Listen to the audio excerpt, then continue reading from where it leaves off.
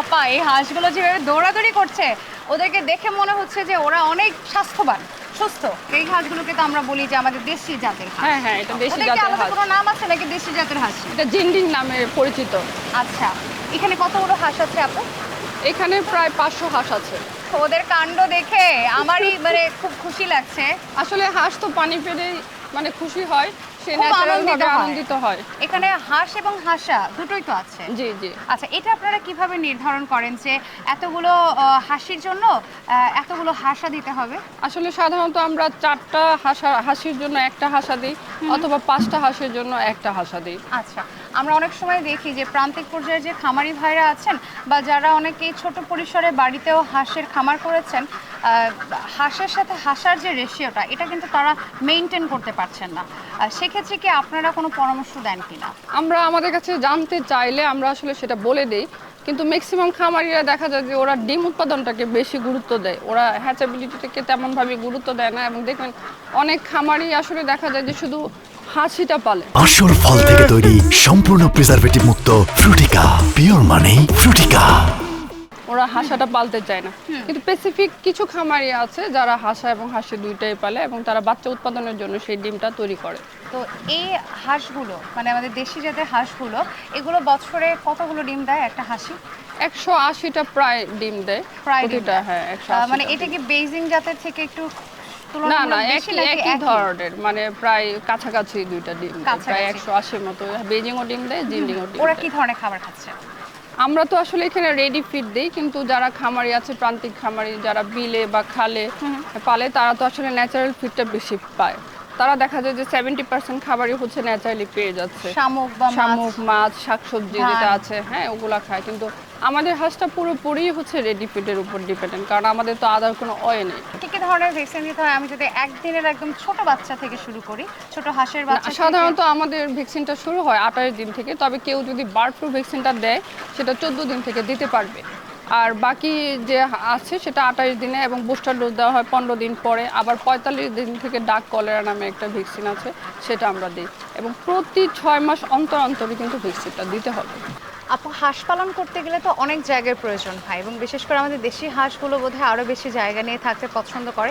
সেক্ষেত্রে যারা আপনাদের কাছ থেকে ছোট হাঁসের বাচ্চা নিচ্ছে তাদেরকে কি কোনো জায়গার পরামর্শ দিচ্ছেন যে এতটুকু স্পেসের মধ্যে আপনি এই মাপের হাঁসগুলো বা এই পরিমাপের হাঁসগুলো রাখতে পারবেন? আমরা সাধারণত পরামর্শ দিই, কিন্তু পরামর্শগুলো খামারিরা সঠিকভাবে মানে না। কারণ একটা হাঁসের জন্য 2.5 স্কোয়ার ফিট আমরা জায়গা লাগবে বলি, কিন্তু সাধারণত আমরা যে অনেক সময় পরিদর্শনে গেলে দেখা যায় যে খুব অল্প জায়গার মধ্যে ওরা রাখে। তবে একটা বিষয় হচ্ছে ওদের হাঁসগুলো তো সারাদিন বাইরে থাকে, যার ফলে ওরা আসলে পর্যাপ্ত জায়গা পাচ্ছে, রাতের বেলা এসে শুধু ওই জায়গাটায় থাকে।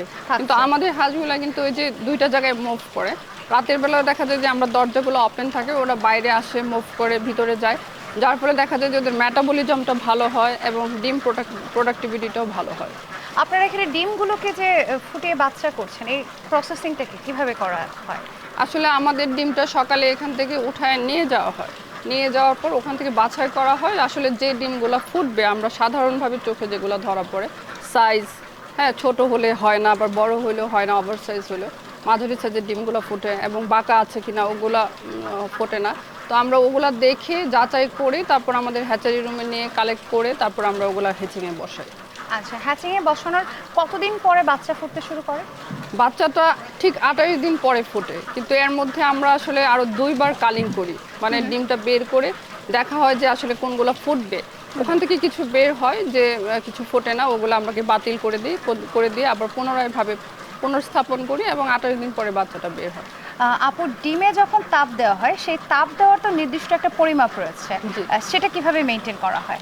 আমাদের আসলে ওখানে হ্যাচারি মেশিনটা যারা চালায়, যারা আছে, এবং এটা তো অটোমেটিকই, তো ওরাই আসলে চার্ট দেখে যেভাবে নিয়ন্ত্রণ করতে হয় তাপমাত্রাটা ওভাবে নিয়ন্ত্রণ করে। হিউমিডিটি আছে, হিউমিডিটির ব্যাপারটাও ওরা নিয়ন্ত্রণ করে। আচ্ছা, তাহলে যে কেউ খামার করতে চাইলে আমি তো বলবো যে আপনাদের এখান থেকে ছোট বাচ্চা নিয়ে খামার শুরু করাটা অধিক যুক্তিসঙ্গত হবে। হ্যাঁ অবশ্যই, কারণ আমাদের এখান থেকে যে বাচ্চাগুলো যায় সেগুলোর আসলে ইমিউনিটি রেট ভালো থাকে, ইমিউন থাকে, যার ফলে আসলে মারা যায় খুবই কম। দেখা যায় যে আমাদের খামারগুলা থেকে যারা বাচ্চা নিয়ে পালে এই ধরনের কমপ্লেনই আমাদের কাছে আসে না যে বাচ্চা মারা যাচ্ছে, মানে এটা রেটটা খুবই কম। কিন্তু বাইরে থেকে যখন অন্যান্য বেসরকারি মানে হ্যাচারি থেকে ওরা বাচ্চাটা নিয়ে যায় তখন আসলে মারা যায় অনেক বেশি পরিমাণে, বিশেষ করে শীতকালে ওরা কিন্তু মানে বাচ্চাটা নিতেই চায় না, কিন্তু আমাদের হ্যাচারি থেকে যারা নিয়ে বাচ্চাটা পালে তাদের আসলে মৃত্যুর হার খুবই কম। আমরা অনেক খামারি ভাইয়ের সাথে কথা বলেছি যারা হাঁস পালনের সাথে যুক্ত আছেন। অনেকেই বলছিলেন যে 6,000 বাচ্চা এনেছে, এখন 3,500-এর মতো আছে। এই যে বাকি অনেক বড় একটা অংশ কিন্তু মারা গেছে। তো এটার কারণ আসলে কি? নিম্নমানের বাচ্চা নেওয়া নাকি ঠিকমতো ভ্যাকসিনেশন না করাটা? এখানে দুটো বিষয়ই আছে, কারণ নিম্নমানের বাচ্চা তো অবশ্যই একটা ব্যাপার আছে, কারণ যদি বাচ্চাটা ভালো না হয় তাহলে তার ইমিউনিটিটা থাকলো না, এবং ভ্যাকসিনের ব্যাপারটা তো আছে। কিন্তু আসলে দেখা যায় যে ভ্যাকসিন তো শুরু করে 14 দিনে অথবা 28 দিনে, কিন্তু এর আগে দেখা যায় যে অনেক বাচ্চা মারা যায়। সাধারণত দেখা যায় যে ওইটা যে বাচ্চাটা নিল সেটা কোয়ালিটিটার উপর আসলে ডিপেন্ডস করতেছে, হয়তো কোয়ালিটি সেরকমভাবে ভালো থাকে না, তার ফলে বেশি